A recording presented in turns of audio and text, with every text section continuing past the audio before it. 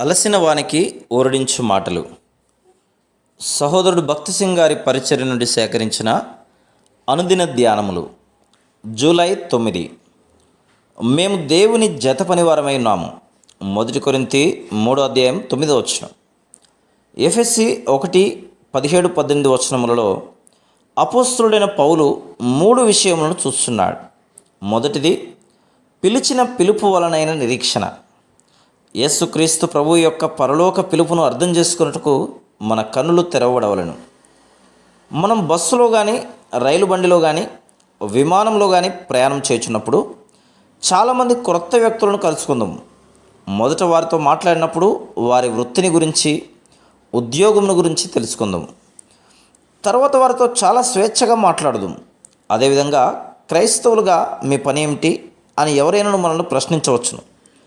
పౌలు ఎఫెసులోనున్న విశ్వాసుల కొరకు, అంతేగాక మనందరి కొరకు కూడా ప్రార్థించుచున్నాడు. ఎందుచేతనగా అతడు దేనినైతే రాసినో అది సంఘమంతటికి సంబంధించింది. అదే దేవుని వాక్యం యొక్క సౌందర్యం. దాన్ని ఎవరినైనా కోరుకోవచ్చు.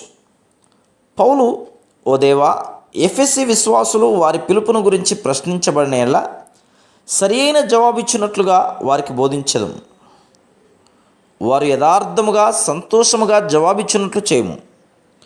మిమ్మును హేతు అడుగు ప్రతి వానికిని సాత్వికముతోనూ భయముతోనూ సమాధానం చెప్పుటకు ఎల్లప్పుడూ సిద్ధంగా ఉండుడి. 1 పేతురు 3:15. వారికి మనం జవాబును ఇయ్యవలనని దేవుడు కోరుచున్నాడు. నేను యేసుక్రీస్తు ప్రభు యొక్క జతపనివాడను, పాలిభాగస్థుడను. మేమిరువురము పరసంబంధమైన ఒకే పని చేదుము. ఆయన కొరకు పరసంబంధమైన నివాసమును కట్టుటకు మనమందరము సమాన పాలిభాగస్థులం. యేసుక్రీస్తు ప్రభు యొక్క పిలుపులో గల నిరీక్షణ అదే. నీకు పెద్ద వ్యాపారం ఉన్న యెడల, ఎవరైనాను నిన్ను ఆ విషయమై అడిగిన యెడల నీవు నేనొక అర్హత కలిగిన ఇంజనీరును, లేక నేను అనేక విశ్వవిద్యాలయములలో చదివి తిని అని చెప్పెదవు. వారు నీ జీతం ఎంత అని అడిగిన యెడల నీవు ₹1,00,000 అని చెప్పిన యెడల వారు తప్పక నమ్మవలను. ఎందుకనగా నీవు అనేక విశ్వవిద్యాలయములలో చదివితివి. నీ ఉద్యోగము, వ్యాపారమునకు జీతం తగినది. నీవు యేసుక్రీస్తు ప్రభునందు విశ్వాసం ఉంచిన యెడల ఆయన పరసంబంధమైన నివాసమును కట్టుటకు నీవును జతపని వాడవదు. ఈ పనికి నీ జీతం ఎంత అని అడిగిన యెడల నీవు నా ప్రభువుకున్నదంతయు నాదే అని సంతోషంగా చెప్పగలవు. ఈ లోక సంబంధమైన ఏ పెద్ద భవనం కంటేనూ మిక్కిలి శ్రేష్టమైన పరసంబంధమైన నివాస స్థలమును నిర్మించట్లో మనం దేవుని జతపని వారమై ఉన్నాం. మనం పరసంబంధమైన పరిశుద్ధ స్థలములో ప్రపంచంలోని అన్ని భవనములను ఒక చోట చేర్చి పోల్చినను అవి దేనికి పనికిరావు. ఎందుకనగా అవన్నీ ఒక దినమున కూలిపోవును. భూమి, ఆకాశము, భవనములు సమస్తమును గతించిపోవు దినం వచ్చున్నది.